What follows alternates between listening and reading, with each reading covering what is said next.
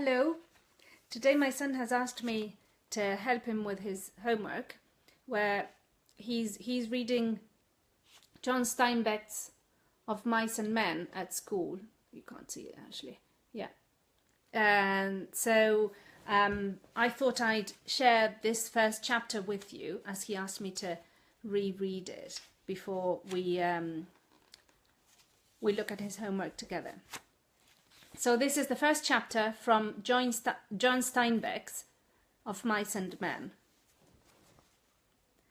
A few miles south of Soledad, the Salinas River drops in close to the hillside bank and runs deep and green.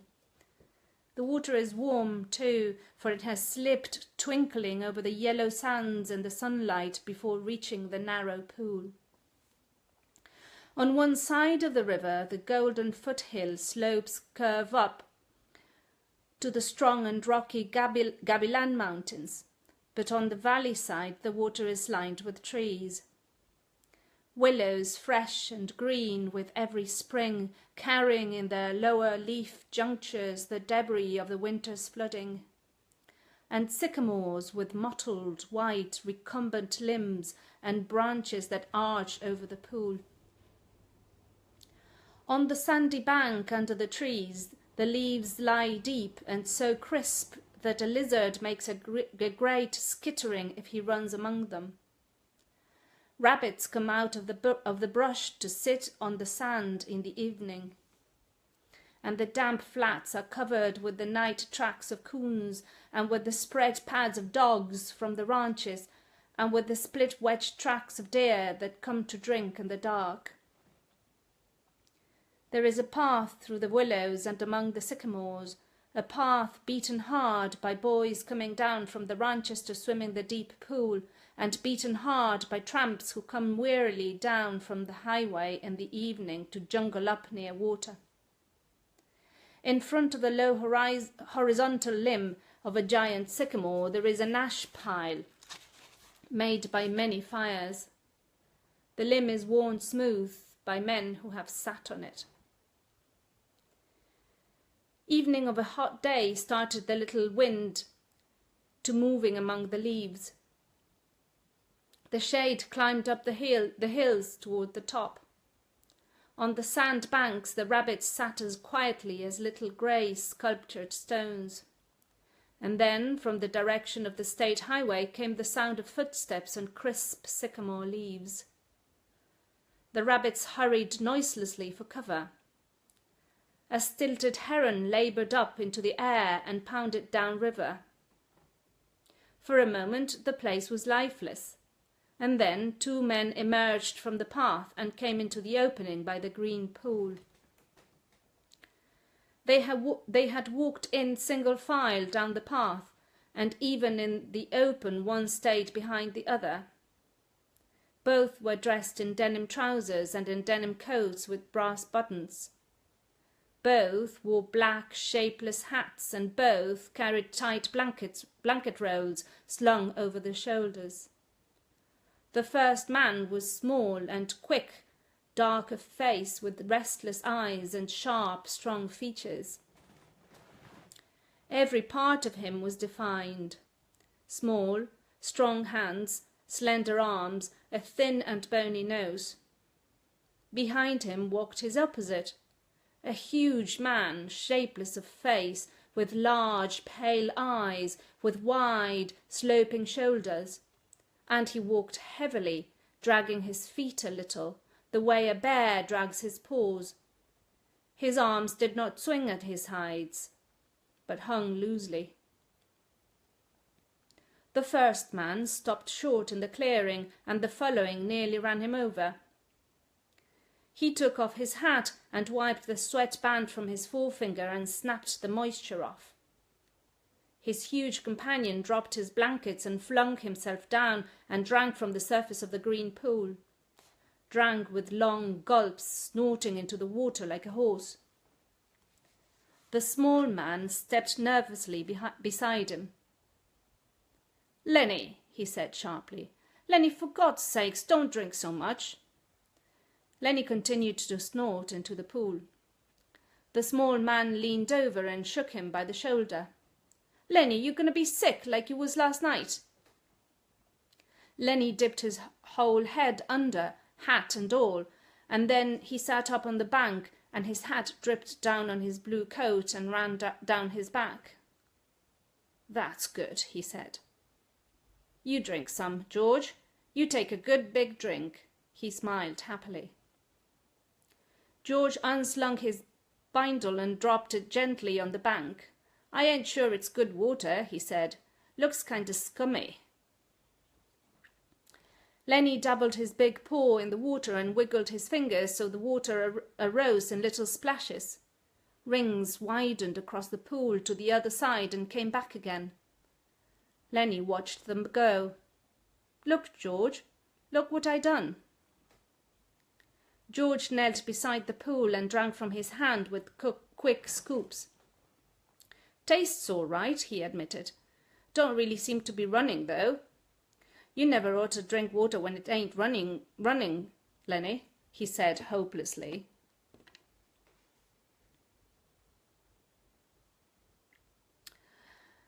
"You'd drink out of a gutter if you was thirsty." He threw a scoop of water into his face and rubbed it about with his hand under his chin and around the back of his neck. Then he replaced his hat, pushed himself back from the river, drew up his knees and embraced them. Lenny, who had been watching, imitated George exactly. He pushed himself back, drew up his knees, embraced them, looked over to George to see whether he had did just right. He pulled his hat down a little more over his eyes, the way George's hat was. George stared morosely at the water. The rims of his eyes were red with sun glare. He said angrily, "We could just as well have rowed clear to the ranch if that bastard bus driver knew what he was talking about." "Just a little stretch down the highway," he says. "Just a little stretch. Goddamn near 4 miles, that's what it was. Didn't want to stop at the ranch gate, that's what. Too goddamn lazy to pull up. Wonder he isn't too damn good to stop in Soledad at all. Kicks us out and says just a little stretch down the road. I bet it was more than 4 miles. Damn hot day." Lenny looked timidly over to him. "George?" "Yeah, what you want?" "Where we going, George?" The little man jerked down the brink of his hat and scowled over at Lenny. "So you forgot that already, did you? I gotta tell you again, do I? Jesus Christ, you're a crazy bastard." "I forgot," Lenny said softly. "I tried not to forget. Honest to God I did, George." Okay, I'll tell you again. I ain't got nothing to do. Might just as well spend all my time telling you things and then you forget 'em, and I tell you again." "Tried and tried," said Lenny, "but it didn't do no good. I remember about the rabbits, George." "The hell with the rabbits. That's all you ever can remember is them rabbits. Okay, now you listen, and this time you got to remember so we don't get in no trouble. You remember sitting in that gutter on Howard Street and watching the blackboard?" Lenny's face broke into a delighted smile. "Why, sure, George, I remember that. But what'd we do then? I remember some girls come by and you say, 'The hell with what I says. You remember about us going into Murray and Reddy's and then give us work cards and bus tickets?" "Oh, sure, George, I remember that now." His hands went quickly into his side coat pockets. He said gently, "George, I ain't got mine. I must have lost it." He looked down at the ground in despair. "You never had one, you crazy bastard. I got both of 'em here. Think I'd let you carry your own work card?" Lenny grinned with relief. I thought I put it in my side pocket." His hand went into the pocket again. George looked sharply at him. "What'd you take out of that pocket?" "Ain't a thing in my pocket," Lenny said cleverly. "I know there ain't. You got it in your hand. What you got in your hand hiding it?" "I ain't got nothing, George, honest." "Come on, give it here." Lenny held his closed hand away from George's direction. "It's only a mouse, George." "A mouse? A live mouse?" "Uh-huh. Just a dead mouse, George. I didn't kill it, honest. I found it. I found it dead." "Give it here," said George. "Aw, leave me have it, George." "Give it here." Lenny's closed hand slowly obeyed. George took the mouse and threw it across the pool to the other side among the brush. "What you want a dead mouse anyway?" "I could pet it with my thumb while we walked along," said Lenny. "Well, you ain't petting no mice while you walk with me. You remember where we're going now?" Lenny looked startled and then in embarrassment hid his face against his knees. "I forgot again." "Jesus Christ," George said resignedly. "Well, look, we're going to work on a ranch like the one we come from up north." "Up north?" "In Weed." "Oh, sure, I remember, in Weed. That ranch we're going to is right down there, about a quarter mile. We're going to go in and see the boss. Now look, I'll give him the work tickets, but you ain't going to say a word. You just stand there and don't say nothing. If he finds out what a crazy bastard you are, we won't get a job. But if he sees you work before he hears you talk, we're set. You got that?" "Sure, George. Sure I got it." "Okay. Now when we go in to see the boss, what are you going to do?" I, Lenny thought. His face grew tight with thought. "I ain't going to say nothing. Just going to stand there." "Good boy. That's well. You say that over 2-3 times so you sure won't forget it." Lenny droned to himself softly. "I ain't going to say nothing. I ain't going to say nothing. I ain't going to say nothing." "Okay," said George. "And you ain't going to do no bad things like you done in Weed neither." Lenny looked puzzled. "Like you done in Weed? Oh, so you forgot that too, did you? Well, I ain't going to remind you, fear you do it again." A light of understanding broke in Lenny's face. "They run us out of Weed," he exploded triumphantly. "Run us out, hell," said George disgustedly. "We run. They was looking for us, but they didn't catch us." Lenny giggled happily. "I didn't forget that, you bet." George lay back on the sand and crossed his hands under his head, and Lenny imitated him, raising his head to see whether he were doing it right. "God, you're a lot of trouble," said George. "I could get along so easy and so nice if I didn't have you on my tail. I could live so easy and maybe have a girl." For a moment Lenny lay quiet, and then he said hopefully, "We're going to work on a ranch, George." "All right, you got that, but we're going to sleep here because I got a reason." The day was going fast now. Only the tops of the Gabilan Mountains flamed with the light of the sun that had gone from the valley. A water snake slipped along on the pool, its head held up like a little periscope. The reeds jerked slightly in the current. Far off, towards the highway, a man shouted something, and another man shouted back. Then sycamore limbs rustled under a little wind that died immediately. "George, why aren't we going on to the ranch and get some supper? They got supper at the ranch." George rolled on his side. "No reason at all for you. I like it here. Tomorrow we're going to go to work. I see thrashing machines on the way down. That means we'll be bucking grain bags, busting a gut. Tonight I'm going to lay right here and look up.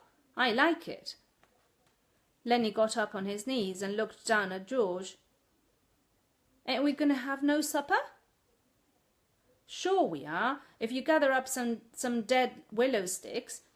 I got 3 cans of beans in my bindle. You get a fire ready. I'll give you match when you get the sticks together. Then we'll heat the beans and have supper." Lenny said, "I like beans with ketchup." "Well, we ain't got no ketchup. You go get wood and don't you fool around. It'll be dark before long." Lenny lumbered to his feet and disappeared in the brush. George lay where he was and whistled softly to himself. There were sounds of splashings down the river in the direction Lenny had taken. George stopped whistling and listened. "Poor bastard," he said softly, and then went on whistling again. In a moment Lenny came crashing back through the brush. He carried one small willow stick in his hand. George sat up. "All right," he said brusquely. "Give me that mouse." But Lenny made an elaborate pantomime of innocence. "What mouse, George? I ain't got no mouse." George held out his hand. "Come on, give it to me. You ain't putting nothing over."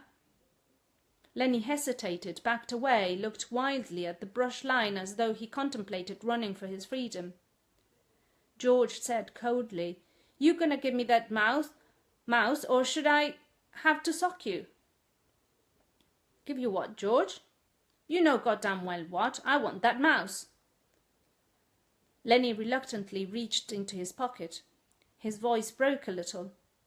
"I don't know why I can't keep it. It ain't nobody's mouse. I didn't steal it. I found it lying right beside the road." George's hand remained outstretched imperiously. Slowly, like a terrier who doesn't want to bring a ball to his master, Lenny approached, drew back, approached again. George snapped his fingers sharply, and at the sound Lenny laid the mouse in his hand. "I wasn't doing nothing bad with it, George, just stroking it." George stood up and threw the mouse as far as he could into the darkening brush, and then he stepped to the pool and washed his hands. "You crazy fool. Don't you think I could see your feet as you went across the river to get it?" He heard Lenny's whimpering cry and wheeled about. "Blubbering like a baby. Jesus Christ, a big guy like you." Lenny's lip quivered and tears started in his eyes. "Oh, Lenny," Georgie put his hand on Lenny's shoulder. "I ain't taking it just for meanness. That mouse ain't fresh, Lenny, and besides, you've broke it petting it. You get another mouse that's fresh, and I'll let you keep it a little while." Lenny sat down on the ground and hung his head dejectedly. "I don't know where there is no other mouse. I remember a lady used to give 'em to me, ever one she got, but that lady ain't there." George scoffed. "Lady, huh? Don't even remember who that lady was. That was your own Aunt Clara. And she stopped giving 'em to you. You always killed 'em." Lenny looked sadly up at him. "They were so little," he said apologetically. "I'd pet 'em, and pretty soon they bit my fingers, and I pinched their heads a little, and then they was dead, because they were so little." "I wished we'd get the rabbits pretty soon, George. They ain't so little." "The hell with the rabbits. And you ain't to be trusted with no live mice. Your Aunt Clara gave you a rubber mouse and you wouldn't have nothing to do with it." "It wasn't no good to pet," said Lenny. The flame of the sunset lifted from the mountain tops and dusk came into the valley, and a half-darkness came in amongst the willows and the sycamores. A big carp rose to the surface of the pool, gulped air, and then sank mysteriously into the dark water again, leaving widening rings on the water. Overhead the leaves whisked again, and little puffs of willow cotton blew down and landed on the pool's surface. "You gonna get that wood?" George demanded. "There's plenty right up against the back of the sycamore. Floodwater wood. Now you get it." Lenny went behind the tree and brought out a litter of dried leaves and twigs. He threw them in a heap on the old ash pile and went back for more and more. It was almost night now. A dove's wings whistled over the water. George walked to the fire pile and lighted the dry leaves. The flame cracked up among the twigs and fell to work. George undid his bindle and brought out 3 cans of beans. He stood them about the fire, close in against the blaze, but not quite touching the flame. "There's enough beans for 4 men, George said. Lenny watched him from over the fire. He said patiently, "I like 'em with ketchup."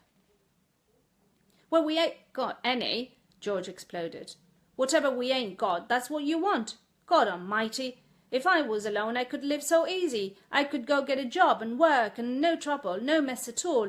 And when the end of the month come, I could take my $50 and go into town and get whatever I want. Why, I could stay in a cat house all night. I could eat any place I want, hotel or any place, and order any damn thing I could think of. And I could do all that every damn month. Get a gallon of whiskey, or sit in a pool room and play cards or shoot pool."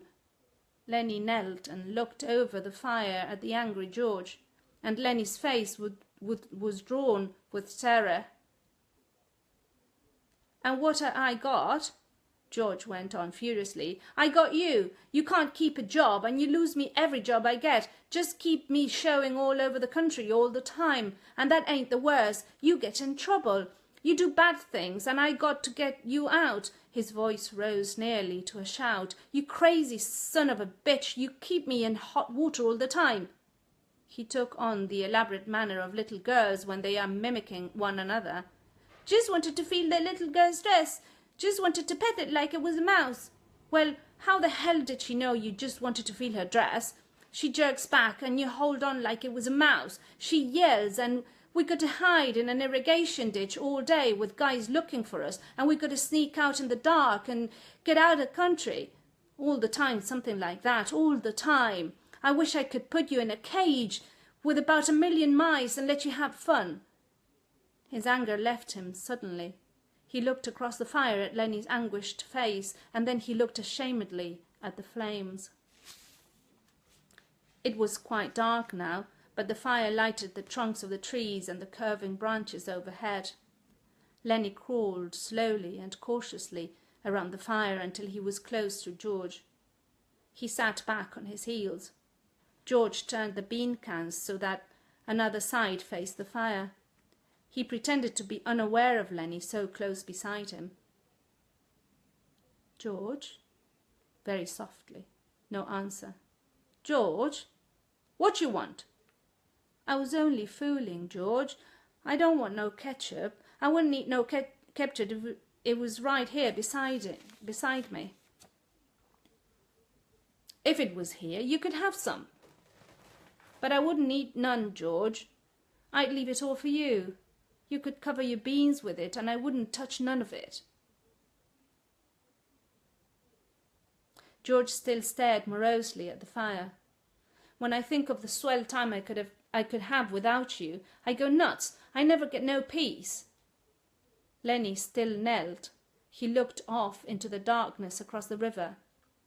"George, you want I should go away and leave you alone?" "Where the hell could you go?" "Well, I could go off in the hills there. Some place I'd find a cave." "Yeah? How'd you eat? You ain't got sense enough to find nothing to eat." "I'd find things, George.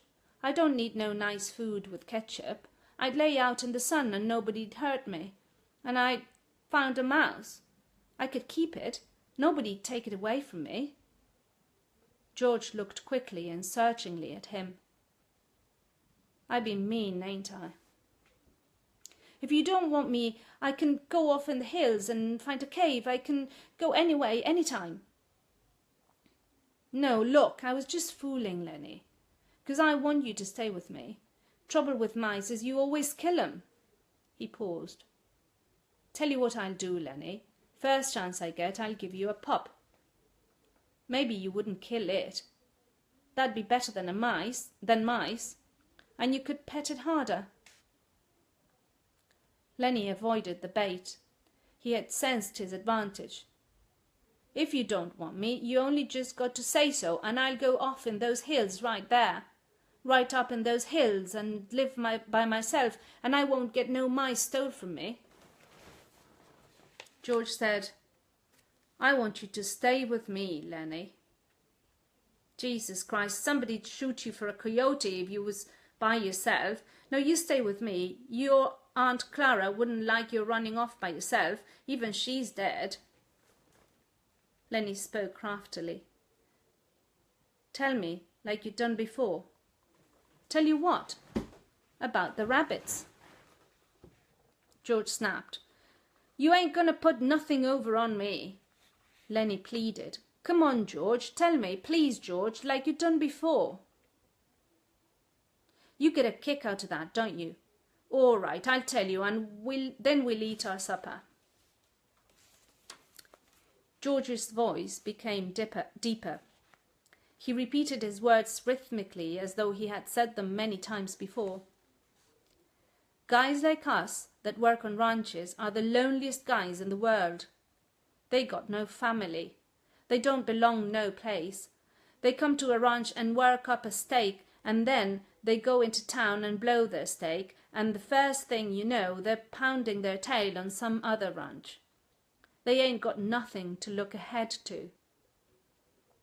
Lenny was delighted. That's it. Now tell how it is with us.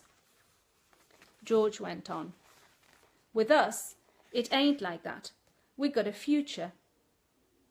We got somebody to talk to that gives a damn about us. We don't have to sit in no bar room blowing in our jack just because we got no place else to go. If them other guys gets in jail, they can rot for all anybody gives a damn, but not us. Lenny broke in. But not us. And why? Because I got you to look after me. And you got me to look after you. And that's why. He laughed delightedly. Go on now, George. You got it by heart. You can do it yourself. No, you. I forget some of the things. Tell about how it's going to be. Okay. Someday we're going to get the jack together and we're going to have a little house and a couple of acres and a cow and some pigs and live off the fat of the land, Lenny shouted. And have rabbits. Go on, George. Tell about what we're going to have in the garden and about the rabbits and the cages and about the rain in the winter and the stove and how thick the cream is on the milk, like you can hardly cut it. Tell about that, George. Why don't you do it yourself? You know all of it. No, you tell it. It ain't the same if I tell it. Go on, George. How I get to tend the rabbits? Well, said George, we'll have a big vegetable patch and a rabbit hutch and chickens. And when it rains in the winter, we'll just say the hell with going to work and we'll build up a fire in the stove and sit around it and listen to the rain coming down on the roof. Nuts! He took out his pocket knife. I ain't got time for more. He drove his knife through the top of one of the bean cans, sawed out the top and passed the cans to Lenny. Then he opened a second can. From his side pocket he brought out 2 spoons and passed one of them to Lenny. They sat by the fire and filled their mouths with beans and chewed mightily. A few beans slipped out of the side of Lenny's mouth. George gestured with his spoon. What are you going to say tomorrow when the boss asks you questions? Lenny stopped chewing and swallowed. His face was concentrated. I ain't going to say a word. Good boy. That's fine, Lenny. Maybe you're getting better. When we get the couple acres, I can let you tend the rabbits all right, especially if you remember as good as that. Lenny choked with pride. I can remember, he said. George motioned with his spoon again. Look, Lenny, I want you to look around here. You can remember this place, can't you? The ranch is about a 1/4 mile up that way. Just follow the river? Sure, said Lenny. I can remember this. Didn't I remember about not going to say a word? Course you did. Well, look, Lenny, if you just happen to get in trouble like you always done before, I want you to come right here and hide in the brush. Hide in the brush, said Lenny slowly. Hide in the brush till I come for you. Can you remember that? Sure I can, George. Hide in the brush till you come. But you ain't going to get in no trouble, because if you do, I won't let you tend the rabbits. He threw his empty bean can off into the brush. I won't get in no trouble, George. I ain't going to say a word. OK, bring your bindle over here by the fire. It's going to be nice sleeping here, looking up, and the leaves. Don't build up no more fire. We'll let her die down. They made their beds on the sand, and as the blaze dropped from the fire, the sphere of light grew smaller. The curling branches disappeared, and only a faint glimmer showed where the tree trunks were. From the darkness, Lenny called, George, you asleep? No. What you want? Let's have different colour rabbits, George. Sure we will, George said sleepily. Red and blue and green rabbits, Lenny, millions of 'em. Fairy ones, George, like I seen in the fair in Sacramento. Sure, fairy ones. 'Cause I can just as well go away, George, and live in a cave. You can just as well go to hell, said George. Shut up now. The red light dimmed on the coals.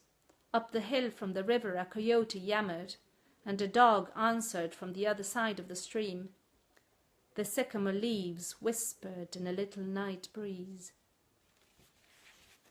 That was the first chapter of Mice and Men by John Steinbeck. Let me know what you thought. If you haven't read this novella before, maybe you could start thinking of what you think is going to happen next. What are these characters like? Whenever there are two characters together in literature, it's always interesting, isn't it? How they relate to each other. How are we meant to read them side by side? Are we meant to see them in contrast? Are we meant to see them as a mirror to each other? How do they work together? Do let me know what you thought. Thank you for listening.